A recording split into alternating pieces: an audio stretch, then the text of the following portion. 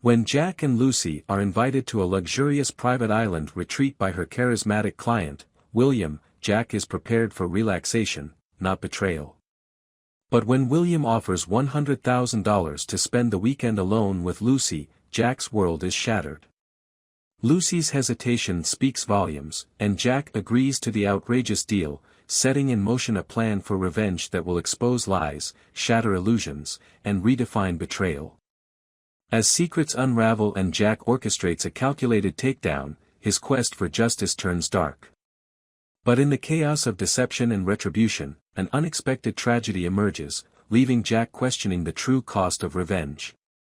A gripping tale of power, love, and devastating choices, this story proves that no victory comes without its price. The waves lapped against the shore as the private charter touched down on a runway barely visible from the air.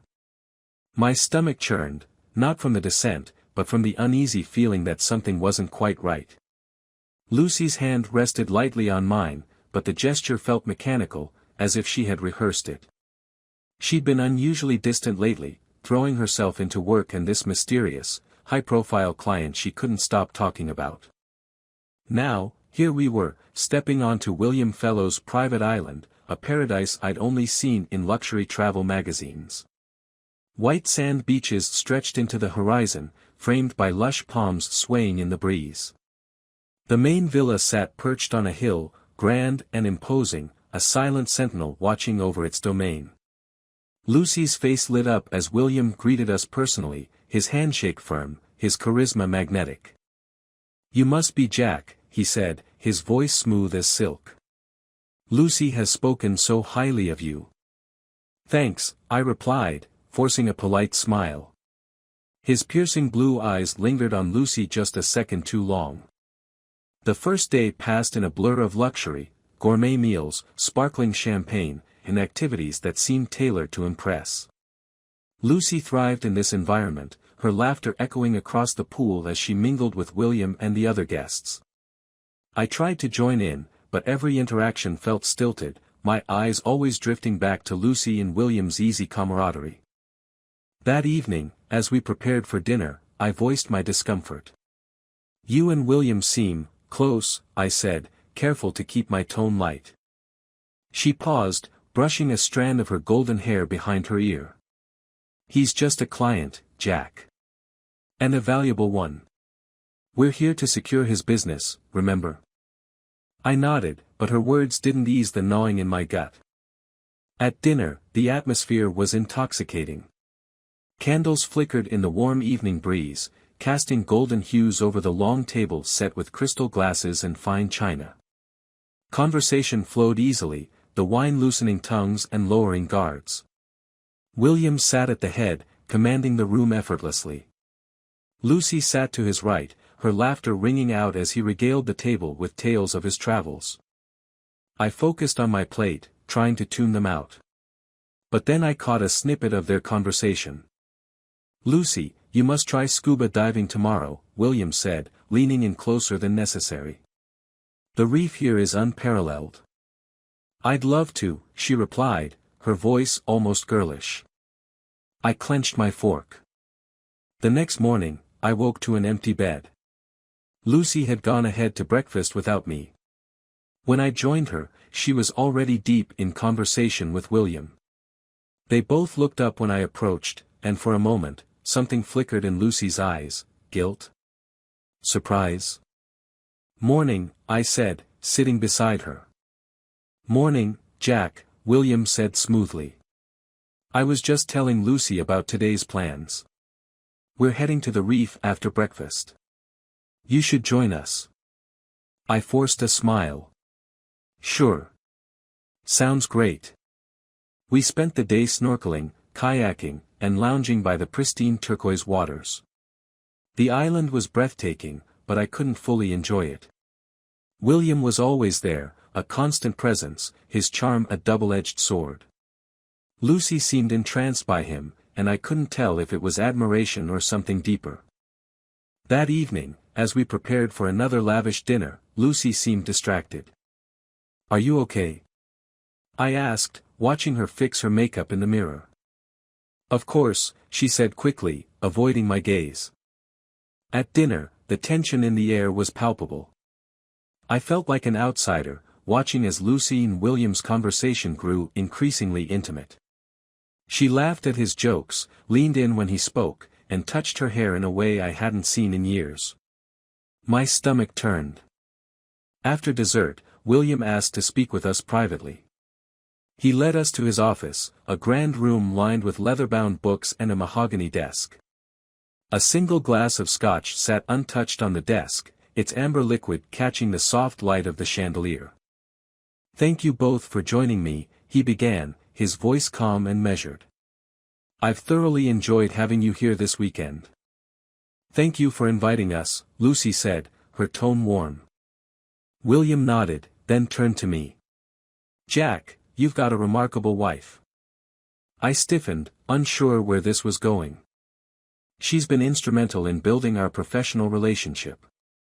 Her dedication, her charm, they're unmatched." "Thank you," I said cautiously. He leaned back in his chair, his expression unreadable. "I have a proposition for you." I frowned. "A proposition?" "Yes. It's unconventional, but hear me out." He paused, his eyes flicking to Lucy, who seemed to be holding her breath. "I'd like to spend the rest of the weekend with Lucy. Alone." My heart stopped.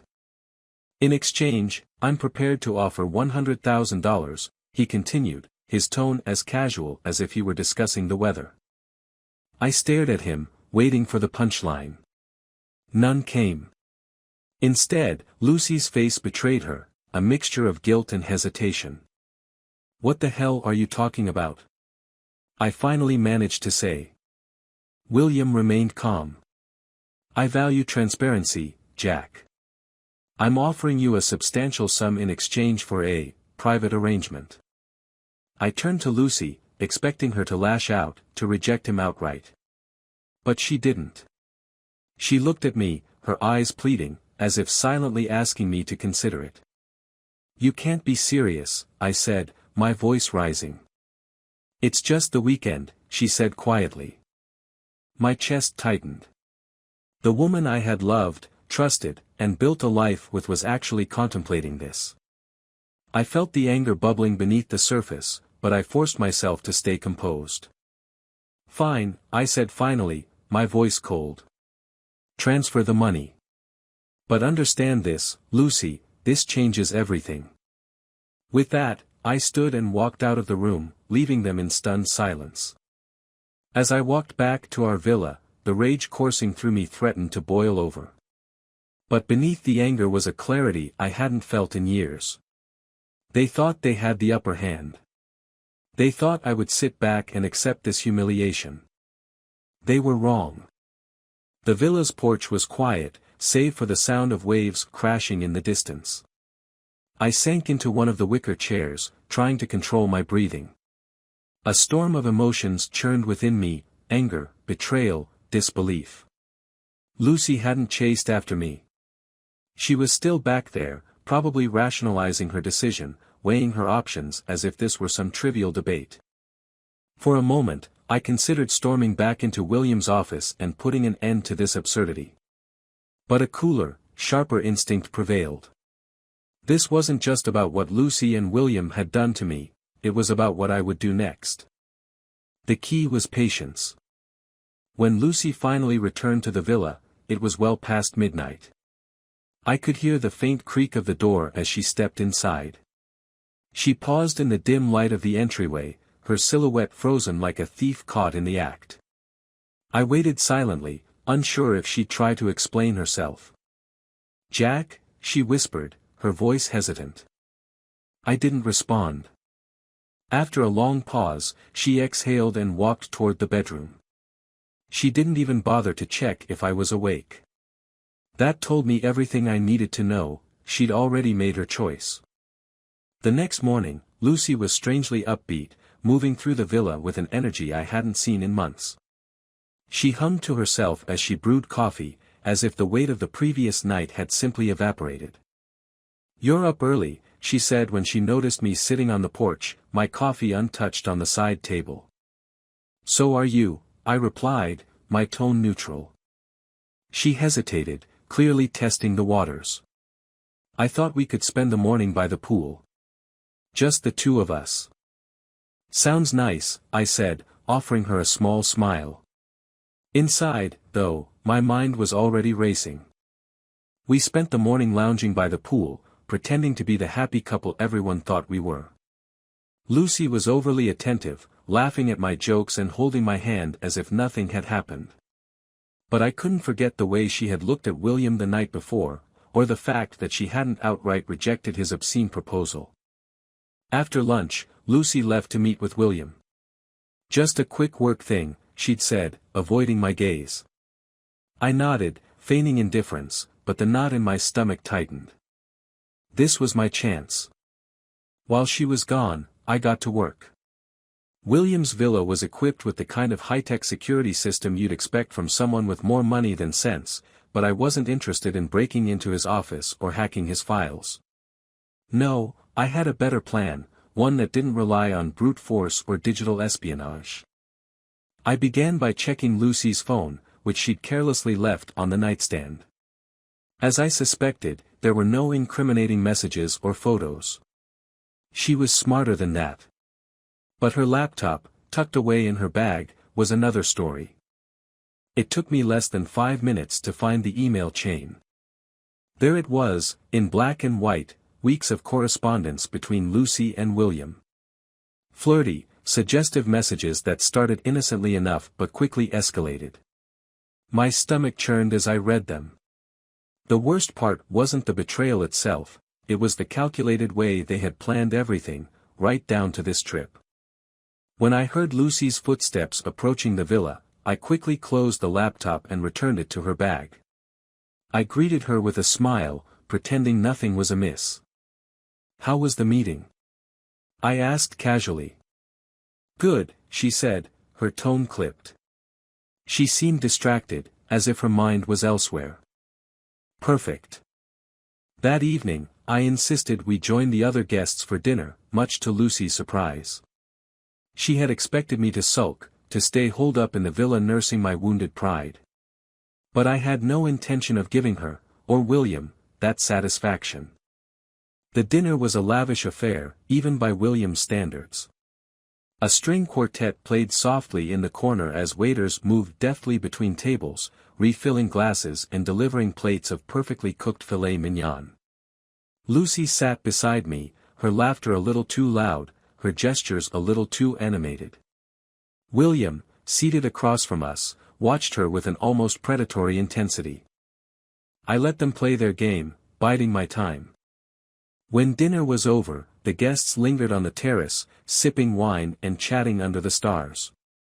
Lucy was pulled into a conversation with one of the other women, leaving me alone at the bar. That's when William approached me. Jack, he said smoothly, sliding onto the stool beside me. Enjoying the evening? Of course, I replied, matching his tone. He studied me for a moment, his expression unreadable. I hope there are no hard feelings about our little arrangement. I turned to face him, my smile never wavering. None at all. You've made your intentions clear. And Lucy, well, she's a grown woman. She can make her own decisions. His eyebrows lifted slightly, as if he hadn't expected my calm demeanor. That's a surprisingly mature perspective. Life's too short for drama, I said, raising my glass. We clinked glasses, and for the briefest moment, I saw something in his eyes, doubt, maybe even unease. He wasn't used to men like me. He was used to breaking them. The rest of the evening passed without incident, but my mind was already racing. I had the emails. I had the proof. Now I needed to decide how to use it. When Lucy and I returned to the villa, she seemed relieved, as if my civility had convinced her everything was fine. But as she slipped into bed, her back to me, I stared at the ceiling, the weight of my plan pressing down on me. This wasn't just about revenge. This was about reclaiming control, of my life, my dignity, and my future.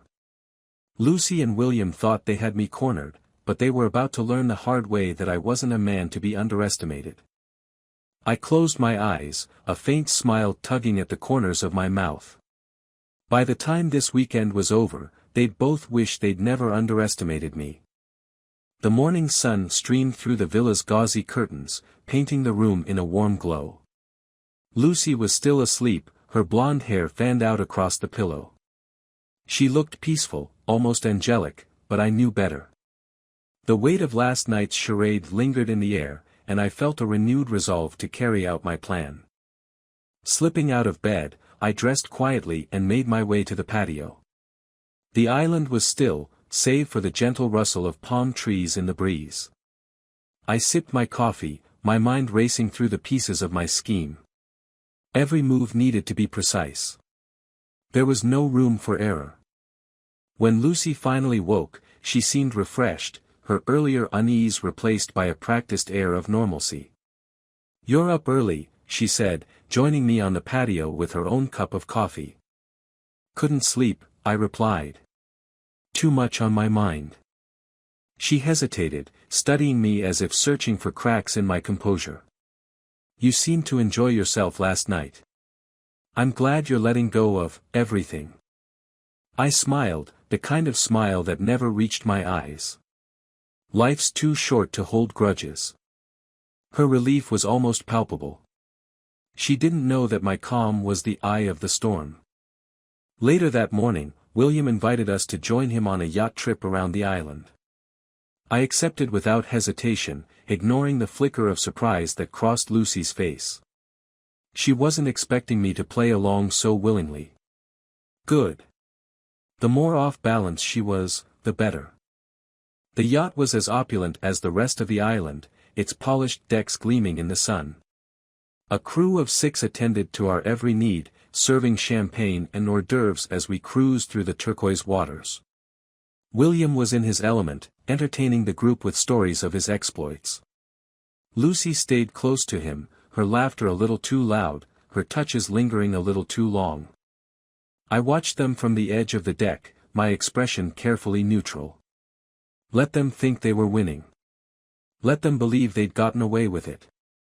As the yacht slowed near a secluded cove, William announced a snorkeling excursion.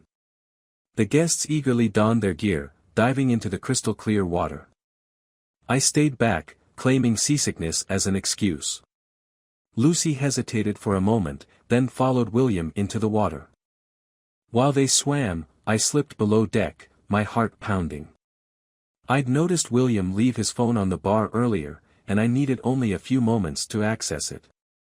Years in IT had made me a master of bypassing security measures.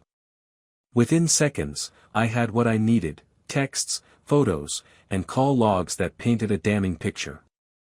I returned the phone to its original spot just as the group was climbing back aboard, laughing and dripping seawater. Lucy caught my eye, her cheeks flushed from the sun, and perhaps from something else. I gave her a small wave, my face a mask of casual indifference. Back on the island that evening, I finalized the next phase of my plan. While Lucy showered, I accessed her laptop again, forwarding the incriminating emails to my personal account. The evidence I'd gathered was a damning testament to her betrayal, and William's arrogance. After dinner, William pulled me aside, his demeanor as smooth as ever. "Jack, I wanted to thank you for being so understanding about everything." "Of course," I replied, my tone measured. "I understand how these things work." His brow furrowed slightly, as if my response wasn't what he'd expected. "You're a better man than most. Many wouldn't take it so well." I shrugged. "Life's unpredictable. You just have to roll with it." He clapped me on the shoulder, clearly satisfied. "Well said."